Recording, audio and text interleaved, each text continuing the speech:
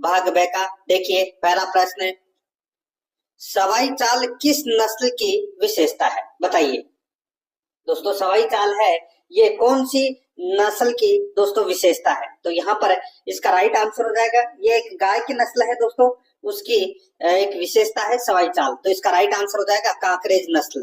ठीक है, एक नंबर का जो ऑप्शन है वो इसका बिल्कुल सही उत्तर हो जाएगा। और दोस्तों इस नस्ल का जो मूल स्थान है वो कच्छ का रण गुजरात माना जाता है। ठीक है, कच्छ का रण गुजरात माना जाता है। और राजस्थान की अगर मैं बात करूं कि राजस्थान में कहाँ पाई जाती है ये कांकरेज नस्ल की गाय, तो दोस्तों ये सांचौर, जालौर, बाड़मेर, सिरोही, पाली, इन जिलों में दोस्तों ये पाई जाती है।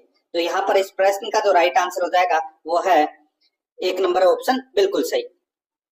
सेकंड नंबर का प्रश्न है, इसमें देखिए, निम्न में से किस नस्ल की भेड़ के कान चराई के समय भूमि को स्पर्श करते हैं? बताइए दोस्तों, कौन सी नस्ल की भेड़ के कान दोस्तों चरते समय भूमि को स्पर्श करते हैं? तो वो कौन सी नस्ल की भेड़ है? तो यहाँ पर इसका राइट आंसर हो जाएगा वो है सोनाड़ी। सोनाड़ी नस्ल की दोस्तों भेड़ है जो जब चरती है तो दोस्तों उसके कान है वो जमीन पर टच होते हैं। ठीक है, और इसका जो उपनाम और है जिसका नाम है दोस्तों चनोत्थर।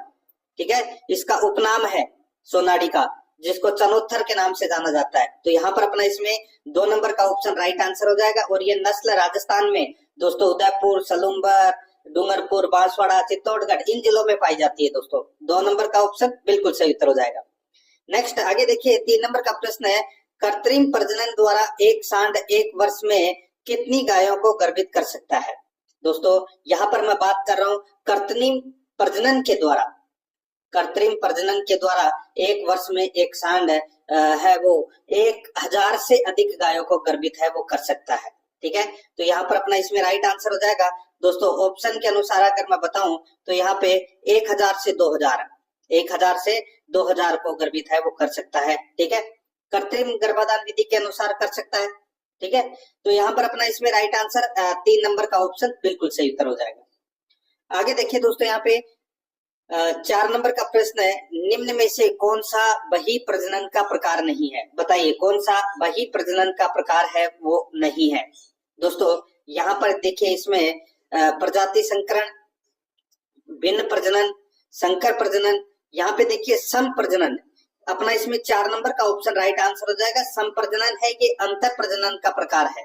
बही प्रजनन का प्रकार दोस्तों प्रजाति संकरण, संकर प्रजनन, भिन्न प्रजनन ये आते हैं दोस्तों इसके अंतर्गत। ठीक है, तो यहाँ पर अपना इसमें राइट आंसर 4 नंबर का ऑप्शन बिल्कुल सही उत्तर इसमें हो जाएगा, याद रखना। आगे देखिए दोस्तों, यहाँ पे 5 नंबर का प्रश्न है, कृत्रिम योनि विधि का सर्वप्रथम प्रयोग कब किया गया? कृत्रिम योनि विधि का सर्वप्रथम प्रयोग है वो कब किया गया?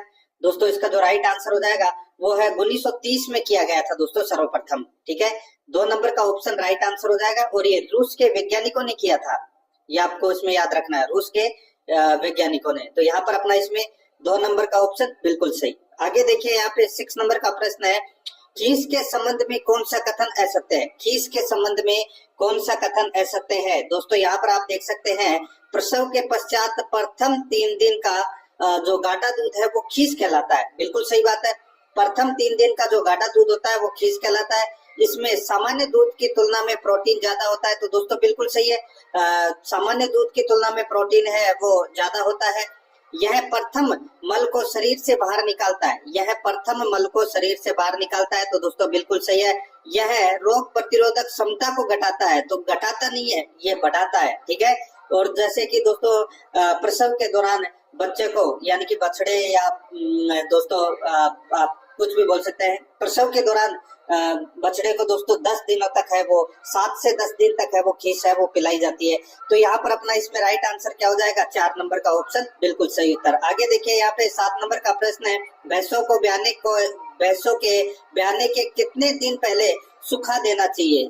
बताइए दोस्तों, भैंसों को ब्याने के कितने दिन पहले सूखा देना चाहिए? तो यहाँ पर इसका जो राइट आंसर क्या हो जाएगा? बताइए दोस्तों, देखिए 2 से 3 माह पूर्व है वो सूखा देना चाहिए, क्योंकि दोस्तों इस अवधि के दौरान है वो थन के ऊतकों की मरम्मत है वो हो जाती है। तो यहाँ पर अपना इसमें राइट आंसर क्या हो जाएगा? वो है 2 से 3 माह पूर्व। 1 नंबर का जो ऑप्शन है वो इसका बिल्कुल सही उत्तर इसमें हो जाएगा। आगे देखिए दोस्तों, यहाँ पे 8 नंबर का प्रश्न है, एक मुर्गी का सामान्य तापमान कितना होता है? एक मुर्गी का सामान्य तापमान है वो कितना होता है? बताइए दोस्तों, यहाँ पर अपना इसमें राइट आंसर क्या हो जाएगा? एक मुर्गी का जो सामान्य तापमान है वो होता है दोस्तों 107 डिग्री फारेनहाइट। 107 डिग्री फारेनहाइट होता है। यहाँ पर अपना इसमें 4 नंबर का जो ऑप्शन है वो इसका बिल्कुल सही उत्तर इसमें हो जाएगा। ये आपको इसमें याद रखना है, ठीक है। आगे देखिए दोस्तों, यहाँ पे 9 नंबर का प्रश्न है, चूजों में एक दूसरे को चोंच मारकर घायल कर देने की आदत कहलाती है। चूजों में एक दूसरे को चोंच मारकर घायल कर देने की आदत है वो क्या कहलाती है? तो दोस्तों इसका राइट आंसर हो जाएगा वो आदत कहलाती है दोस्तों, देखिए केना बेल्जियम। केना बेल्जियम दोस्तों, केना बेल्जियम कहते हैं चूजों में एक दूसरे को चोंच मारकर घायल कर देने की आदत है, ठीक है। केना बेल्जियम के नाम से जाना जाता है। तो यहाँ पर 3 नंबर का ऑप्शन बिल्कुल सही उत्तर इसमें हो जाएगा। आगे देखिए 10 नंबर का प्रश्न है, अंडा देने वाली मुर्गियों के लिए प्रति मुर्गी कितना दाना दिया जाता है? बताइए, अंडा देने वाली मुर्गियों के लिए प्रति मुर्गी कितना दाना दिया जाता है? तो दोस्तों कितना दाना दिया जाता है? तो दोस्तों प्रति मुर्गी 100 से 120 ग्राम दाना है वो प्रतिदिन देना चाहिए। 100 से 120 ग्राम दाना है वो प्रतिदिन देना चाहिए। तो यहाँ पर अपना इसमें राइट आंसर क्या हो जाएगा? 1 नंबर ऑप्शन बिल्कुल सही। आगे देखिए 11 नंबर का प्रश्न है, बायोगैस उत्पादित की जाती है। बताइए, बायोगैस उत्पादित की जाती है। तो दोस्तों ये बायोगैस है, ये उत्पादित की जाती है दोस्तों शहरी अपशिष्ट से, जैविक अपशिष्ट से, पशुओं के अपशिष्ट से। तो दोस्तों इन सभी से बायोगैस है वो उत्पादित की जाती है। तो यहाँ पर अपना इसमें राइट आंसर हो जाएगा उपरोक्त सभी। 4 नंबर का जो ऑप्शन है वो इसका बिल्कुल सही उत्तर इसमें हो जाएगा। ये आपको इसमें याद रखना है, ठीक है। आगे देखिए दोस्तों, यहाँ पे 12 नंबर का प्रश्न है, देखिए बायोगैस के उत्पादन हेतु पशु अपशिष्टों में व जैविक अपशिष्टों को किस गैस की अनुपस्थिति में अपघटित किया जाता है? बताइए, बहुत ही अच्छा प्रश्न है दोस्तों।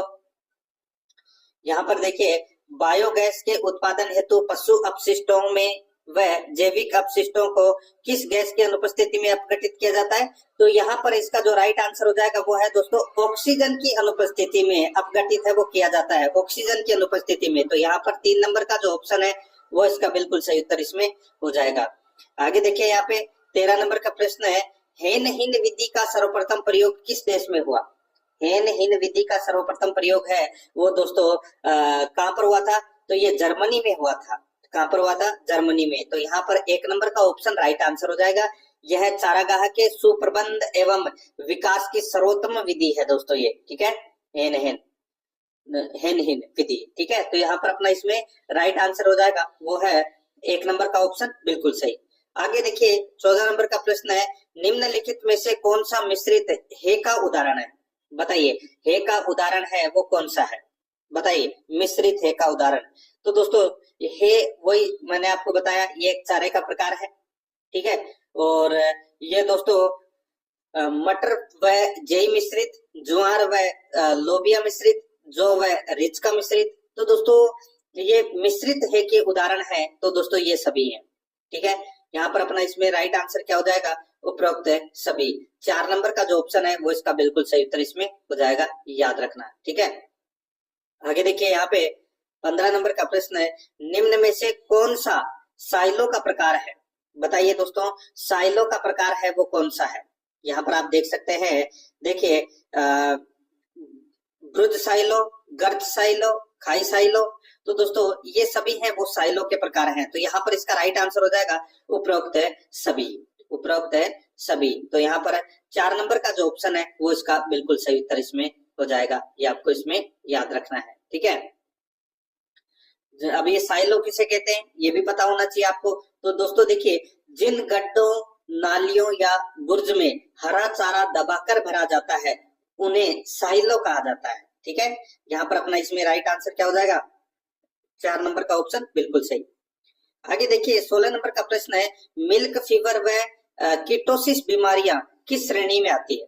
मिल्क फीवर व कीटोसिस बीमारियां किस श्रेणी में आती है? तो दोस्तों इसका जो राइट आंसर हो जाएगा वो है अपना इसमें मेटाबॉलिक बीमारी, मेटाबॉलिक बीमारी। तो यहाँ पर अपना इसमें 3 नंबर का जो ऑप्शन है वो इसका बिल्कुल सही उत्तर हो जाएगा, मेटाबॉलिक बीमारी की श्रेणी में आते हैं दोस्तों ये, ठीक है। 3 नंबर ऑप्शन बिल्कुल सही।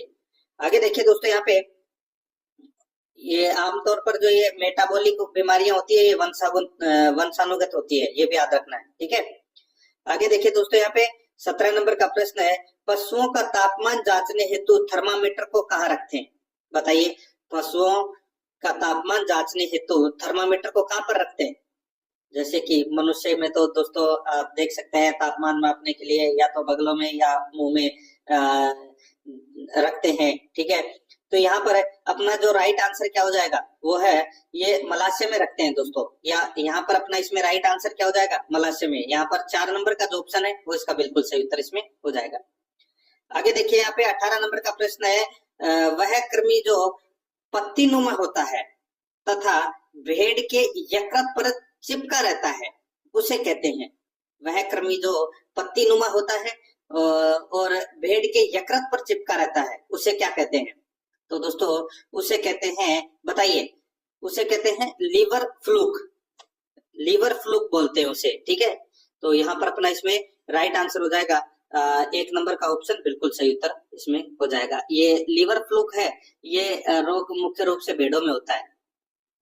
तो यहाँ पर अपना इसमें राइट आंसर 1 नंबर ऑप्शन हो जाएगा। आगे देखिए 19 नंबर का प्रश्न है, स्वाइन फीवर का संबंध किससे है? स्वाइन फीवर का संबंध दोस्तों इसका जो राइट आंसर हो जाएगा, स्वाइन फीवर है ये सूअरों में होने वाली प्रमुख बीमारी है। सूअरों में होने वाली दोस्तों ये प्रमुख बीमारी है स्वाइन फीवर, ठीक है। और इसका जो कारक है वो पेस्टी वायरस है। तो यहाँ पर अपना इसमें राइट आंसर क्या हो जाएगा, 3 नंबर का ऑप्शन बिल्कुल सही। 20 नंबर का प्रश्न इसमें देखिए, पशुओं में होने वाले लंगड़ा बुखार का कारक है। पशुओं में होने वाले लंगड़ा बुखार का कारक है तो वो कौन सा है, बताइए। दोस्तों इसका जो राइट आंसर हो जाएगा, लंगड़ा बुखार का जो प्रमुख कारक है वो है दोस्तों क्लस्ट्रीडियम चौवाई। क्लस्ट्रीडियम चौवाई ये लंगड़ा बुखार का कारक है दोस्तों। तो यहाँ पर अपना इसमें राइट आंसर 4 नंबर ऑप्शन हो जाएगा। और दोस्तों ये लंगड़ा बुखार में क्या होता है कि पशु की जो मांसपेशियां है वो काली पड़ जाती है। इसके लिए दोस्तों एक टीका लगाया जाता है जिसका नाम है बीक्यू, ठीक है। बीक्यू वैक्सीन लगाई जाती है दोस्तों। 4 नंबर ऑप्शन बिल्कुल सही। आगे देखिए 21 नंबर का प्रश्न है, मेमनों को भेड़ चेचक टीका कब लगाया जाता है? बताइए दोस्तों, मेमनों को भेड़ चेचक टीका कब लगाया जाता है? दोस्तों यहाँ पर देखिए ये टीका है ये अप्रैल मई माह में लगाया जाता है और वयस्क भेड़ों को दोस्तों ये दिसंबर माह में लगाया जाता है। तो यहाँ पर अपना इसमें अप्रैल मई इसका राइट आंसर हो जाएगा। 3 नंबर ऑप्शन बिल्कुल सही। 22 नंबर का प्रश्न इसमें देखिए, भेड़ों के शरीर के आंतरिक परजीवियों को नष्ट करना क्या कहलाता है? भेड़ों के शरीर के आंतरिक परजीवियों को नष्ट करना क्या कहलाता है? तो दोस्तों बताइए क्या कहलाता है? उसको कहते हैं दोस्तों डोजिंग। क्या बोलते हैं? डोजिंग बोलते हैं उसे। तो यहाँ पर अपना इसमें 1 नंबर का ऑप्शन राइट आंसर इसमें हो जाएगा। दोस्तों भेड़ों के शरीर के आंतरिक परजीवियों को नष्ट करने के लिए इनको कृमिनाशक या परजीवी नाशक दवा का घोल पिलाया जाता है जिसे डोजिंग कहा जाता है, ठीक है। राइट आंसर हो जाएगा यहाँ पे 1 नंबर ऑप्शन बिल्कुल सही। 23 नंबर का प्रश्न इसमें देखिए, निम्नलिखित में से किस गोवंश की प्रतिव्यात दुग्ध उत्पादकता सर्वाधिक है? बताइए निम्नलिखित में से किस गोवंश की प्रतिव्यात दुग्ध उत्पादकता सर्वाधिक है? तो यहाँ पर अपना इसमें सही उत्तर हो जाएगा दोस्तों। देखिए ये तो सभी को पता होगा दोस्तों, यहाँ पे इसका सही उत्तर हो जाएगा जर्सी नस्ल की ज्ञात है। जर्सी नस्ल की जो गाय है वो प्रतिव्यात दोस्तों 5 से 6,000 लीटर दूध देती है प्रतिव्यात, ठीक है। तो यहाँ पर अपना इसमें राइट आंसर हो जाएगा 1 नंबर का जो ऑप्शन है वो इसका बिल्कुल सही उत्तर इसमें हो जाएगा, याद रखना। आगे देखिए दोस्तों, यहाँ पे 24 नंबर का प्रश्न है, भेड़ के बालों को धोने की प्रक्रिया को क्या कहा जाता है? भेड़ के बालों को धोने की प्रक्रिया को क्या कहा जाता है? तो दोस्तों उसको कहते हैं, उसको दोस्तों दस्ताना बोलते हैं। क्या बोलते हैं? दस्ताना बोलते हैं। यहाँ पर 4 नंबर का ऑप्शन बिल्कुल सही उत्तर इसमें हो जाएगा, याद रखना। धूल गंदगी हटाने के लिए दोस्तों बड़े बड़े टैंकों में धोया जाता है इनको, ठीक है। और उस प्रक्रिया को दस्ताना कहा जाता है। 4 नंबर ऑप्शन सही। आगे देखिए, वर्मी कंपोस्टिंग के लिए आदर्श तापमान है, वर्मी कंपोस्टिंग के लिए आदर्श तापमान है वो क्या है? तो दोस्तों इसका जो राइट आंसर हो जाएगा वो है, देखिए वर्मी कंपोस्टिंग के लिए आदर्श तापमान यहाँ पे 10 डिग्री सेल्सियस से 15 डिग्री सेल्सियस, 15 से 20 है, 25 से 30 सेल्सियस है। तो दोस्तों यहाँ पे देखिए इस प्रश्न का जो राइट आंसर हो जाएगा वो है वर्मी कंपोस्टिंग के लिए आदर्श तापमान है वो है दोस्तों इसमें कौन सा? तो वो है 25 से 30 डिग्री सेल्सियस, ये आदर्श तापमान है दोस्तों। यहाँ पर 3 नंबर का ऑप्शन राइट आंसर हो जाएगा इसमें, ठीक है। आगे देखिए यहाँ पे 26 नंबर का प्रश्न है, वर्मी कंपोस्ट में निम्न में से कौन सा जैव सक्रिय पदार्थ में पाया जाता है? बताइए वर्मी कंपोस्ट में निम्न में से कौन सा जैव सक्रिय पदार्थ में पाया जाता है? तो दोस्तों इसका जो राइट आंसर हो जाएगा वो है इसमें देखिए ऑक्सीजन, जिब्रेलिन, साइटोकाइनिन। तो दोस्तों ये सभी क्या है? ये जैव सक्रिय पदार्थ है वो पाए जाते हैं, ठीक है, वर्मी कंपोस्ट में। तो यहाँ पर इसका राइट आंसर हो जाएगा उक्त सभी। 4 नंबर का ऑप्शन बिल्कुल सही। 27 नंबर का प्रश्न है, इसमें देखिए पशुओं में उम्र का निर्धारण करते हैं, पशुओं में उम्र का निर्धारण करते हैं। तो दोस्तों इसका जो राइट आंसर हो जाएगा, पशुओं में उम्र का जो निर्धारण करते हैं वो दोस्तों किससे करते हैं? तो दोस्तों यहाँ पर देखिए ये नीचे के जबड़े के इंसिजर्स से दोस्तों पशुओं में उम्र का निर्धारण है वो अपन कर सकते हैं, नीचे के जबड़े के इंसिजर्स से। तो यहाँ पर 4 नंबर का ऑप्शन राइट आंसर हो जाएगा। इंसिजर्स मतलब कर्तन दांत, पहले पहले अस्थायी और बाद में दोस्तों ये स्थायी निकल आते हैं। इनकी संख्या है वो 8 होती है। पशुओं की आयु है वो इन्हीं दांतों के द्वारा अपन पता लगा सकते हैं। 4 नंबर का ऑप्शन बिल्कुल सही। 28 नंबर का प्रश्न, इसमें देखिए वह अवस्था जिसमें पशुओं के स्थायी दांत गिरने लगते हैं कहलाती है। बताइए वह अवस्था जिसमें पशुओं के स्थायी दांत गिरने लगते हैं कहलाते हैं। तो दोस्तों इसका जो राइट आंसर हो जाएगा वो है, उसको बोलते हैं दोस्तों टूटा मुख। क्या बोलते हैं? टूटा मुख। तो यहाँ पर 3 नंबर का ऑप्शन बिल्कुल सही उत्तर हो जाएगा, टूटा मुख, ठीक है। आगे देखिए दोस्तों यहाँ पे 29 नंबर का प्रश्न है, बीमा कंपनियां पशु बीमा क्लेम कब खारिज कर देती है? बताइए बीमा कंपनियां पशु बीमा क्लेम कब खारिज कर देती है? तो दोस्तों कब खारिज कर देती है? तो दोस्तों देखिए पशु का टैग न होने पर खारिज कर देती है, बीमा लेने के 15 दिन के अंदर पशु की मृत्यु होने पर खारिज कर सकती है, पशु बेचकर झूठा क्लेम करने पर भी खारिज कर सकती है। तो यहाँ पर इसका राइट आंसर हो जाएगा उपरोक्त सभी। 4 नंबर का ऑप्शन बिल्कुल सही उत्तर हो जाएगा। 30 नंबर का प्रश्न, इसमें देखिए पशु के पहचान नंबर लगाने का खर्च कौन उठाता है? पशु के पहचान नंबर लगाने का खर्च है वो कौन उठाता है? तो दोस्तों इसका जो राइट आंसर हो जाएगा वो है इसमें पशुओं की पहचान के लिए दोस्तों उनके कान पर है वो टैग लगाया जाता है, ठीक है। तो यहाँ पर अपना इसमें राइट आंसर हो जाएगा वो है दोस्तों इसका जो खर्च है, खर्च की बात कर रहा हूँ दोस्तों मैं यहाँ पे, तो इसका जो खर्च है वो बीमा कंपनी वहन करती है। तो यहाँ पर अपना इसमें राइट आंसर क्या हो जाएगा? Insurance company. यहाँ पर 3 नंबर का ऑप्शन बिल्कुल सही उत्तर हो जाएगा। आगे देखिए 31 नंबर का प्रश्न है, 20वीं पशु गणना के अनुसार राजस्थान का पशु घनत्व कितना है?